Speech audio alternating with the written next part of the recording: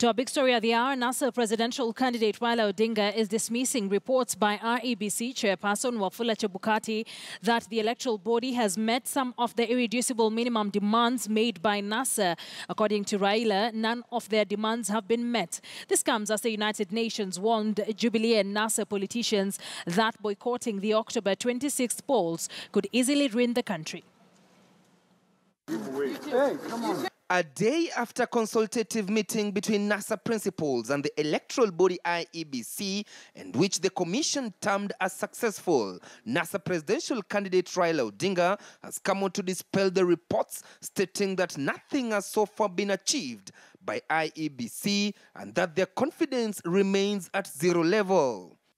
IEBC has failed spectacularly on the 8th. That is not in doubt.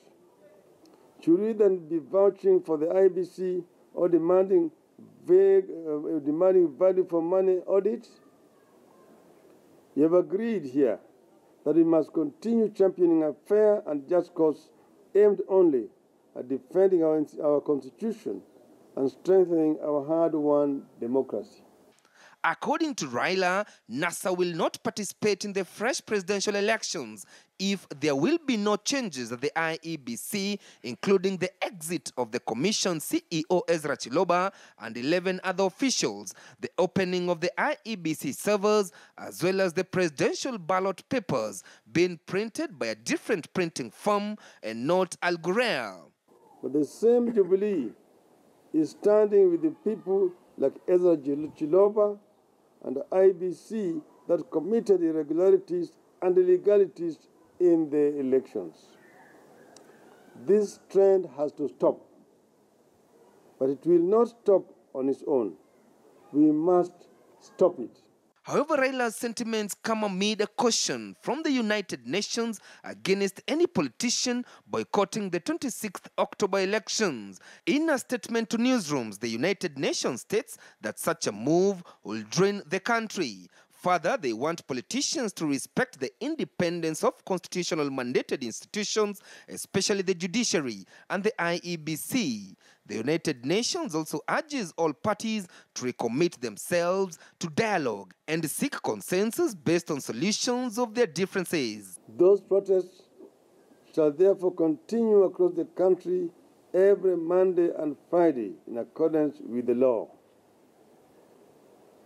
It is self-evident that the police have been systematically and consistently trigger-happy against unarmed peaceful NASA supporters and have unleashed brutal force against innocent civilians, including young university students. The UN sentiments were shared by the National Council of Churches of Kenya, which asked both presidential candidates to be prepared for the repeat of the presidential polls and restrain their supporters from violence. Failure to hold the fresh presidential elections within the timeline set by the Constitution in line with the Supreme Court ruling will take this country into a scenario fraught with danger and uncertainty.